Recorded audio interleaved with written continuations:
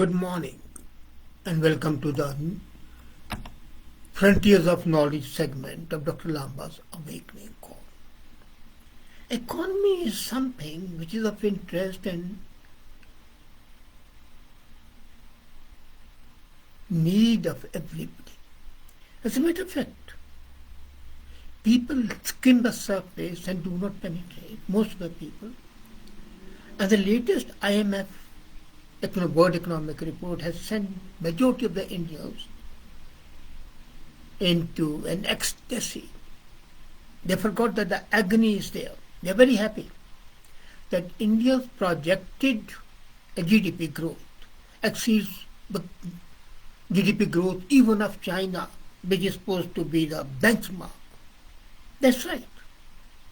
But they have not seen the lurking dangers and the possibility of the agony replacing the ecstasy.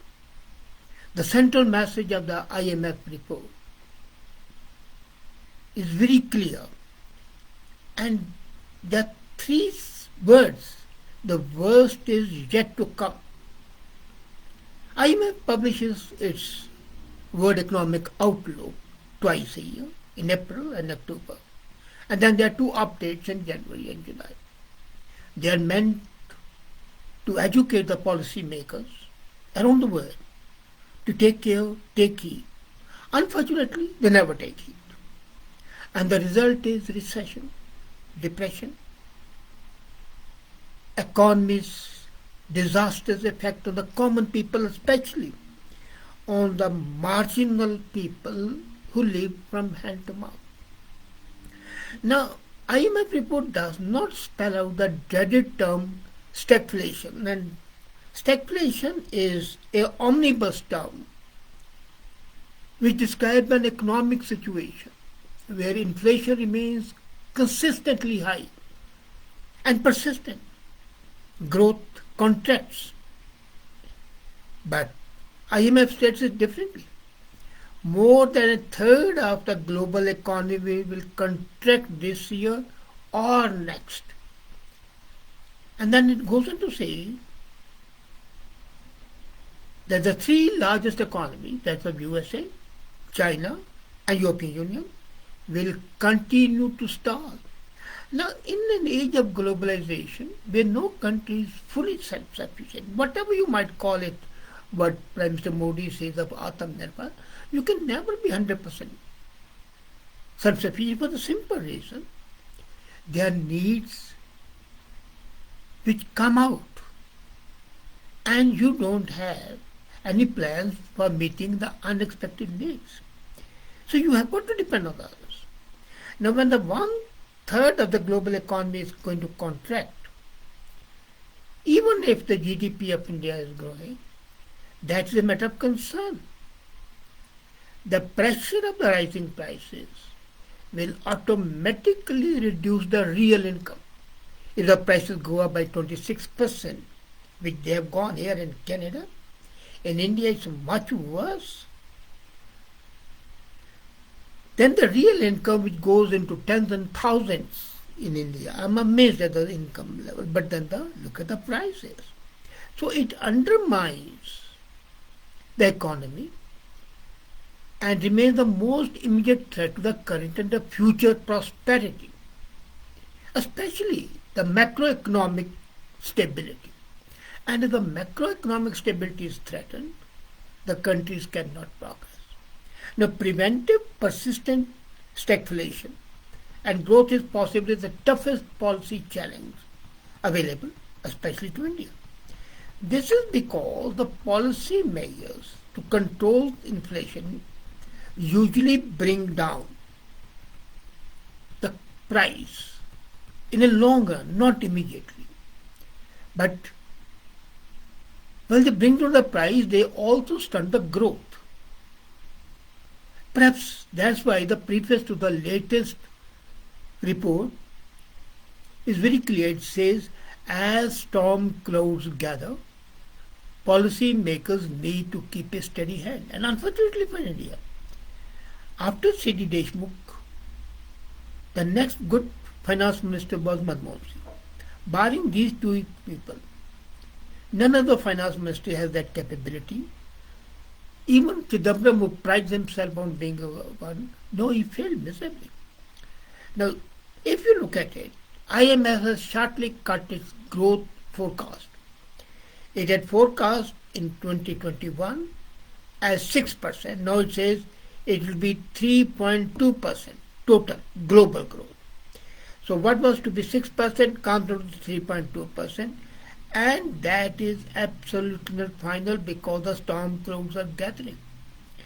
So barring the sharp decline immediately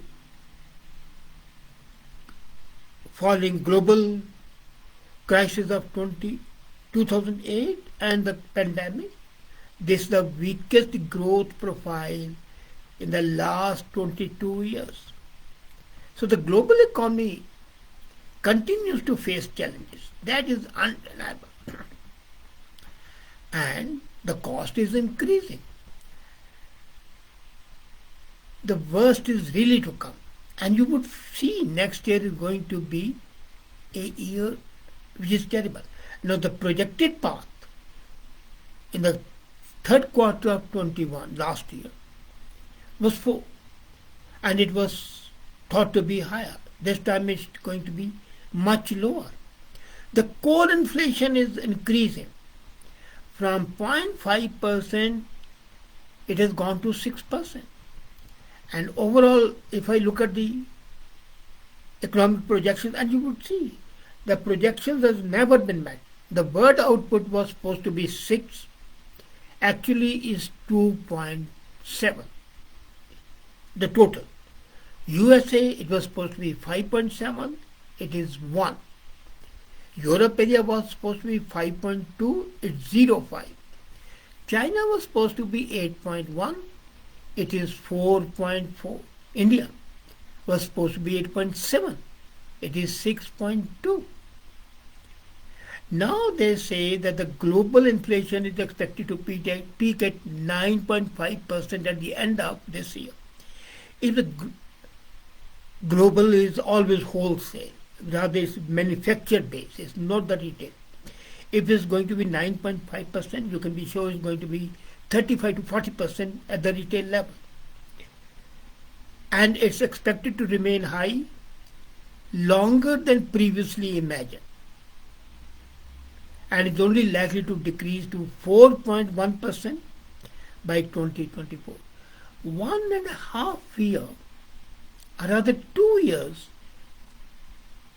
you expect it at 40% and still think that the millions would be able to survive. Now, a particular concern as I talked was the trajectory of the core inflation.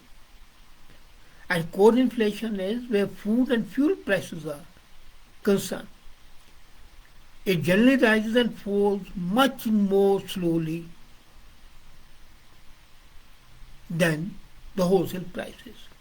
So global core inflation, excluding food and energy, is expected to be 6.6% on a fourth quarter basis.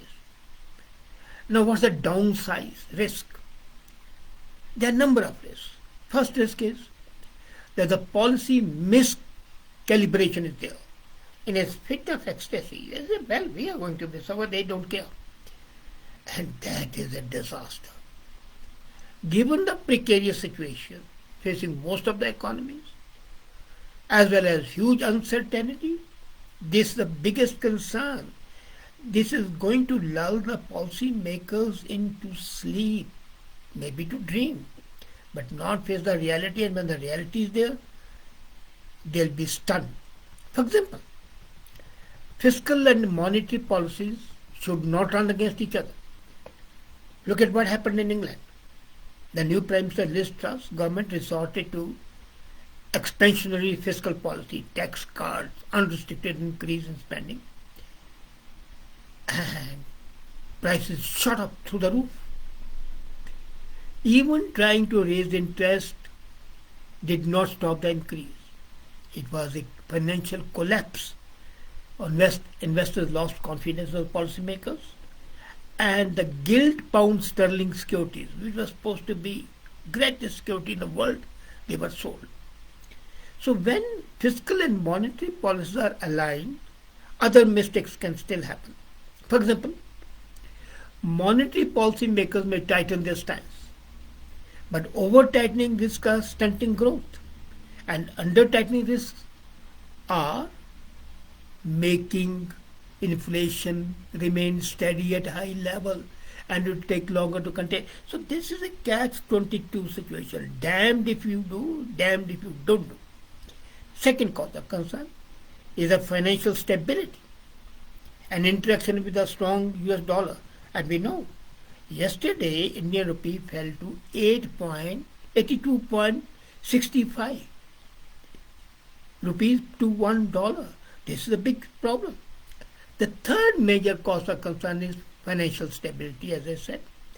And the fourth is pension funds of the people are likely to be leveraged. And then there is a political risk. A worsening of the Ukraine war or extension of it, because now Belarus is coming in, can make all the above problems worse. So what does this mean specifically for India? At the first glance, as I said, India is in a better position. Its GDP growth is better. Inflation still can be controlled. But the metrics hide what is in absolute terms. India is still not out of the woods. What happened in 2020 was a horrible thing. It was home to the largest number of people, 56 million people who live in abject poverty. More than 1 million people are unemployed. And if RBI cuts their growth rate, they forecast is 7.2%, just a copy IMF, then India's growth rate will be 5.8%, contradicts IMF. It's a simple arithmetic. Now, threats to India come from four sources. And this is where the government should wake up. Nirmala Sitharaman should wake up. First is the higher crude oil and the fertilizer prices will drive up the domestic inflation. Russian oil, how long will it continue? You don't know. Tomorrow the war ends, it will go up. The fertilizer prices, if they go up, the farmers would be up in arms. Then the global recession will hurt the exports, drag down the domestic growth and worsen the trade deficit. We are happy that ours is going to increase, others are going to suffer, but when others suffer, you are also going to suffer. A strong dollar, which is there, will put pressure on the rupees exchange rate, and it will deplete, reduce your foreign exchange reserves and reduce your ability to import goods. Then we are importing goods worth billions of dollars, especially for the defense.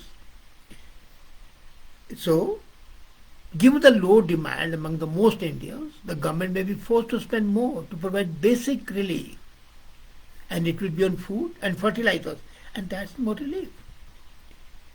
So India is in a very, very tight corner if it looks at the things in the macro level. Unfortunately, as I said, that there is no coordination between the finance ministry, I would say finance minister, and RBI. RBI is much better and much more professional, and that's a good thing. That's a good sign. But is it enough? Government A, I was happy when Modi talked about against the freebies. And I was happy when the Election Commission also said it should not be there. And as a matter of fact, it should be made a penal offense to make a promise which you can't keep without raising the taxes. Unfortunately, that doesn't happen. Unfortunately, the politics and the political personalities abuse the trust of the people. What we need is take a macroeconomic approach and then extend it. Then, secondly, as far as possible, try to understand that if the global fall is there, it's going to harm you. A butterfly buzzing its wings in Brazil brings earthquake in Africa. Don't forget that. You cannot escape. So, then try to limit your expenses. And all that political need of the elections are coming in 2024, they'll be pre-trough promises, both with opposition and the government will have to contract it. I was just reading today that the government is going to give 75,000 jobs to the people. You give them the jobs. What work they do? Fine, that's good to give them jobs. Involve the private sector in that. Don't do it. They are doing it at the government level, government jobs. No. I would say give money to a private investor who sets up manufacturing units and gives the job. That's better. Because that's a permanent solution. Just fattening up the bureaucracy is no solution. Rather, it reduces the productivity. And I've seen the government offices, people, you have seen it, people don't work. They just go there, chat away, have cups of tea. Just hardly 10% people work.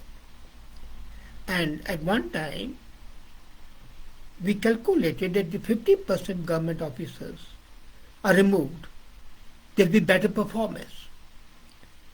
So the government has to wake up to the dangers lurking, the 4 dangers that I've specified especially. And if the government can do that, then there is light at the end of the tunnel. Otherwise, the whole passage is dark. And all the promises of having the highest GDP growth will have no meaning, because the highest GDP growth is not the LCM. 90% of the growth can be for the top 2% of the population.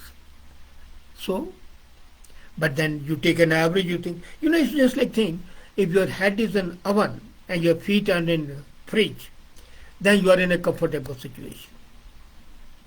So that's what's going to happen to India. Thank you.